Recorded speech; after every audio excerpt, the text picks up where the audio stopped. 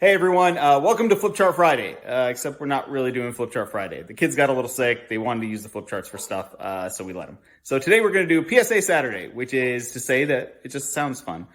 We really want to talk about the importance of flu shots, especially with all this talk around the COVID vaccine. We want to make sure that people are paying attention to the other vaccine that is out now, but don't take my word for it, take that of a medical expert. And we just so happen to have one, Dr. Venetia Arelli. Is triple board certified in internal, pulmonary, and critical care medicine. She trained at the Cleveland Clinic, and she's also a mom extraordinaire and an amazing wife, and definitely the best cook in this house. Thank you. So, there's people who say that the flu shot is unnecessary, or it's unsafe, or it doesn't really work. What do you say to them? Like, is the flu shot safe? First of all, I'm really glad we're talking about this because the influenza virus season is here, and it's good to have a conversation about it before it becomes a big issue for all of us.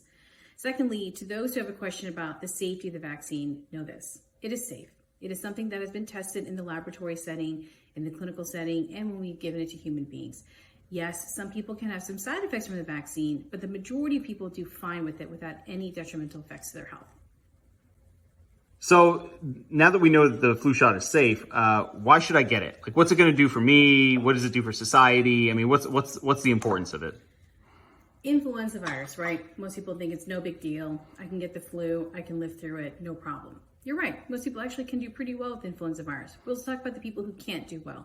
Babies under 6 months of age, elderly people, pregnant women, immunocompromised children or adults.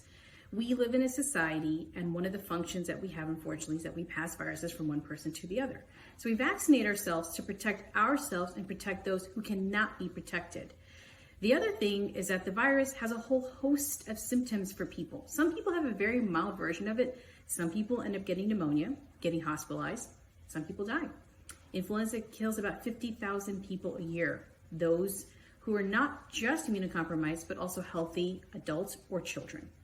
Okay, so what people really want to know, I think, is now that we live in a pandemic world, what will the flu shot do with relation to coronavirus? I mean, will it make me get COVID? Will it protect me from it? I mean, what's the interaction? So the short answer is that no. Getting the influenza vaccination will not make you more susceptible to getting COVID-19.